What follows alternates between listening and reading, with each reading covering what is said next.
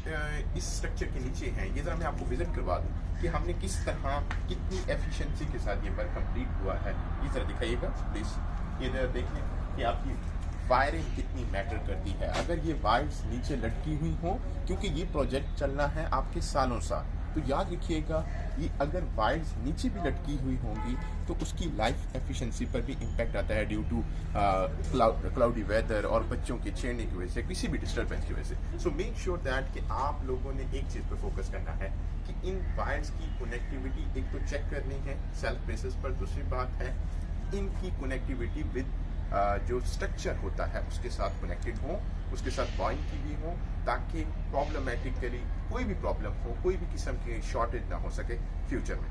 दूसरी बात जो मोस्ट इंपॉर्टेंट चीज़ है, मैं ज़रा आपको साथ शेयर करता चलूँ, वो ये कि मुल्तान के इर्द गिर्द में ही एक वाकया पेश हुआ था। वो ये था कि एक घर में सोलर स्ट्रक्चर इंस्टॉल किया गया था और उस सोलर स्ट्रक्चर की जिस स्ट्रक्चर पर वो लगाया गया था वो वीक स्ट्रक्चर था। अल्टीमेटली हुआ ये कि जिस घर के अंदर वो इंस्टॉल किया गया था उस घर की छत पर जो सिस्टम लगाया गया था, जब वो आंधी आई, तूफानी आंधी आपको मालूम है मुल्तान में आती हैं और पाकिस्तान में डिफरेंट एरियाज में आती हैं, उस आंधी के आने से एक प्लेट हिली और वो उस छत से नीचे गिरी।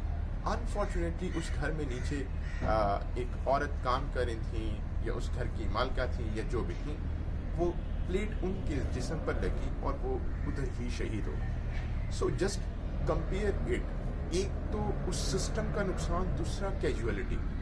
तो आप लोगों ने एक चीज़ माइंड में रखनी है कि जब भी आप लोग लार्ज स्ट्रक्चर बनवाएं, specially in the case of big structures, उसमें आप लोगों ने स्ट्रक्चर की ये जो सोलर प्लेट जिसके ऊपर आती हैं उसको ईजी नहीं लेना, उसको मजबूत बनाना है।